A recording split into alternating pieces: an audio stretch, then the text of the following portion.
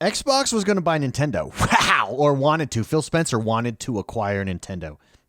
That talk. You think Activision Blizzard rocked the gaming space? Imagine if that happened. That would, I mean, people would be broken for life. Like that's so monumental. I don't think we understand exactly what the ramifications of something like that would look like. Now, this is all, again, more fallout from the FTC versus Microsoft case. These are emails that were shared because of that.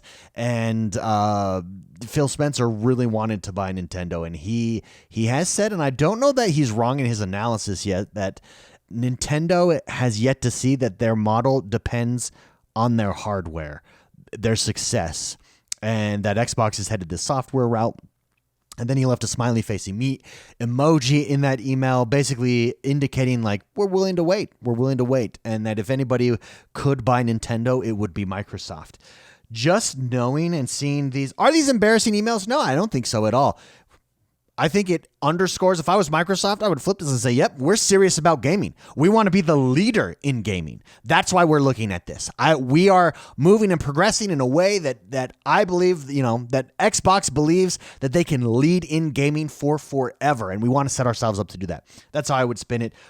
Phil Spencer, I think, and Microsoft has spun it pretty well. I don't think these are embarrassing emails at all. There are some trying to make it sound like this is embarrassing. Those are fanboys, of course, and they're wrong. But how monumental would that be? Now, long term, do you think that we ever see that?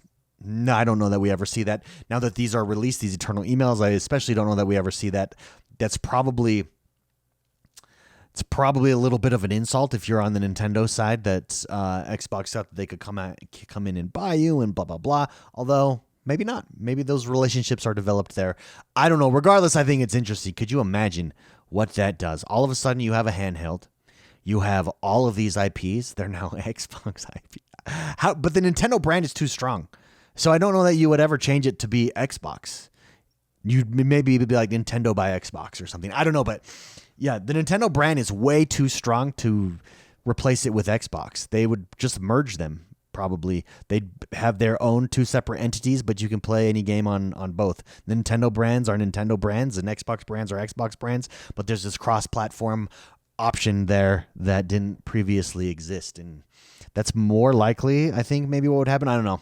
Smart business people like Phil Spencer and Xbox and Microsoft make these decisions, but not me. Regardless, Phil Spencer did have a statement on this. He said, he tweeted this out. We've seen the conversation around old emails and documents. It is hard to see our team's work shared in this way because so much has changed and there's so much to be excited about right now and in the future. We will share the real plans when we are ready. Wow. I'm curious what those real plans are, but that's huge. Let's take a look at some of these comments. You're killing the disk drive in mid-gen refresh. At least let us buy an attachment. Some of us still buy physicals. I think physicals would be a collection stuff. Tim Dog replied and says, you have good days, you have bad days. Never get too high or too low. They will be better days. Just keep doing what you're doing. It's working. Just needs to hit. Hopefully in a month, we're talking about Activision Blizzard coming to Xbox. I'm sorry, I laughed because of this comment from Nicola. Why are you talking to him like he needs emotional support? It is true. It's like, what are you talking to him? This is a funny meme right here. Xbox, keep your hands away from Steam and Nintendo, little bro. That is funny. That makes me laugh. Keep pushing, Peter Ovo. The memes on Twitter. I go to Twitter for the memes. It's great. It's awesome. Anyways, that's the big hubbub this week. Honestly, that's what happens in businesses. These are the types of discussion that's happened. I think it's a big deal to see how into gaming Microsoft is, and that's something that they considered. I mean, it's clear that they are. They put out how much money for Activision Blizzard and Bethesda. They're serious. It shows how they viewed the future of gaming, honestly, and I think it's good and hopeful and a big stamp of approval for gamers. We are mainstream. There's a lot of money to be made in gaming, so much so that you have Google jumping in, you have Amazon jumping in, you have Xbox willing to buy up everyone and their mom for a lot of money because the investment is worth it and they see it long term. It surpasses all other entertainment and will continue to do so as technology continues to improve and increase, and as kids get older. And we're just off to the races here. So that's that.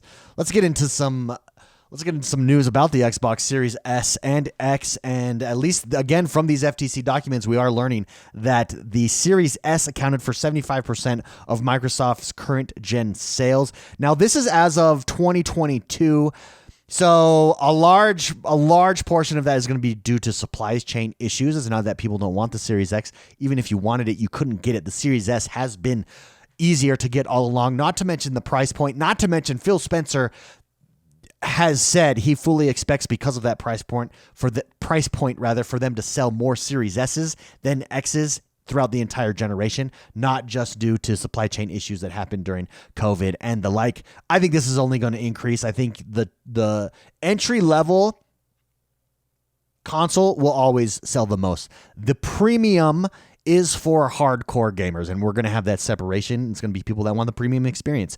Families, if I'm a family and I'm buying something for my kids, I'm not buying a Series X, I'm buying a Series S. It just makes sense. They don't need the best graphics. They can't zip up their pants. They don't know. They don't know the difference. Whereas for me, I want the best. I want the highest graphical fidelity. So I think that makes sense, and I think we're just seeing their planned strategy with these different tiers play out there. What do you think? Let me know in the comments. Do you think that the Xbox Series X closes that gap where it's, a 20-70 split, 25-75 split here on the sales between the two? Would be curious what you think. Let me know in the comments below. Let's finish up today's news with this, and that is Cyberpunk 2077 Phantom Liberty is here. It's looking good. It's looking good. I mean, it's getting 89s. This is from critic reviews. I'm seeing YouTube reviews of it.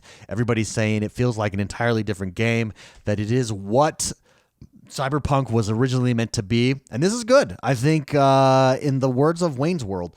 Isn't it Wayne's World? No, Dumb and Dumber. You've totally redeemed yourself. This is good. It's unfortunate. A lot of people are going to miss out on this. For instance, I'm super into Starfield right now.